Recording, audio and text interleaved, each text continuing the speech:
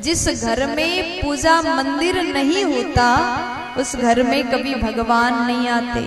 क्योंकि हम अपने लिए तो बड़ा सा बेडरूम बनाते हैं, अपने लिए अपना वॉशरूम भी बहुत अच्छा बनाते, बहुत बड़ा बनाते हैं, लेकिन जिस घर में सभी सदस्य के लिए अलग अलग रूम हैं, उनके अलग अलग सुविधाएं हैं, लेकिन छोटा सा पूजा मंदिर भी आपके घर में नहीं है तो भगवान आपके घर में नहीं आते।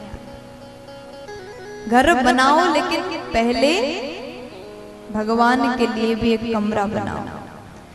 जब कोई भी बात करता है मकान बनाना है, इंजीनियर से मिलते हैं, नक्शा कैसा हो, तो उस समय सब कोई कहते हैं कि यहाँ हॉल हो, लिविंग एरिया ऐसा हो, इधर डाइनिंग टेबल रखेंगे, बेडरूम इतना बड़ा होना चाहिए, बाथरूम इतना बड़ा होना चाहिए, लेकिन पहले से कोई नहीं कहता कि भगवान का रूम भी ऐसा होना चाहिए। वो तो बाद में जब घर बन जाए, सबके लिए जगह बट जाए, फिर थोड़ा सा अगर खाली स्पेस बचा तो वहां एक टेबल रख दिया, फिर 2-4 भगवान को वहीं रख दिया।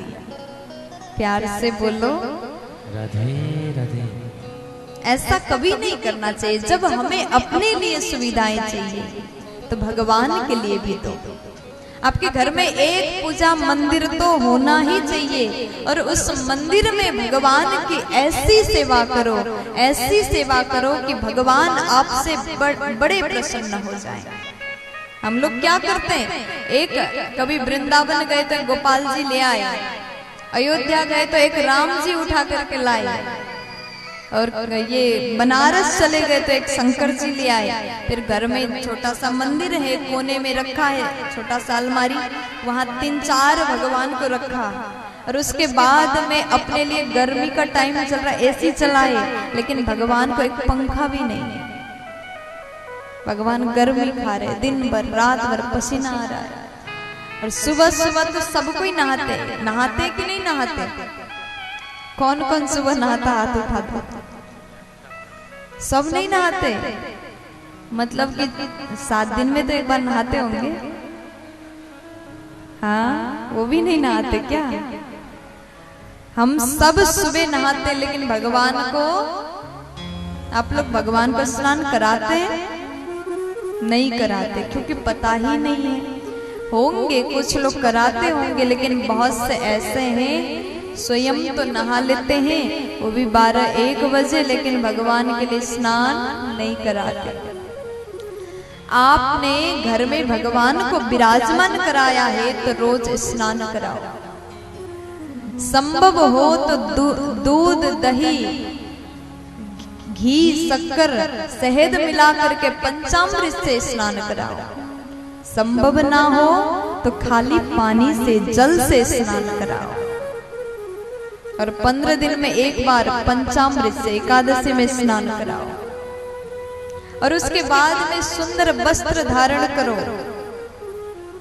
हम अपने लिए तो अच्छे अच्छे कपड़े खरीदते हैं, कहीं भी जाना हो, कोई भी त्योहार हो, हर बार नए नए कपड़े चाहिए, लेकिन भगवान के लिए एक पीला सा वो वस्त्र, छोटा सा टुकड़ा लपेट दिया, और महीनों बीत गया, वो टुकड़ा, वो कपड़ा कभी भगवान से उतारा नहीं, उसको चेंज नहीं किया। लेकिन हम तो रोज चेंज करते हैं ना कपड़े।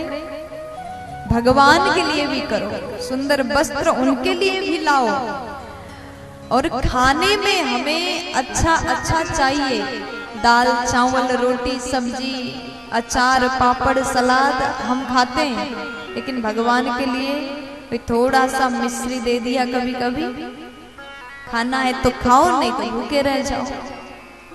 इस भाव से फिर हम अपने काम में लग जाते हैं। लेकिन हमें कभी भी ऐसा नहीं करना चाहिए। अगर आप अपने घर में भगवान को विराजमान कराते हैं तो आपको भूख लगती, उनको भी लगती। दाल चावल खिलाओ जो आपको पसंद है, भगवान को भी खिलाओ, और उसमें तुलसी पत्र डालो, भोग लगाओ। अगर आपके घर में दोपहर में नाश्ता बन रहा है, सुबह नाश्ता बन रहा है, तो सुबह नाश्ता भी करा दो,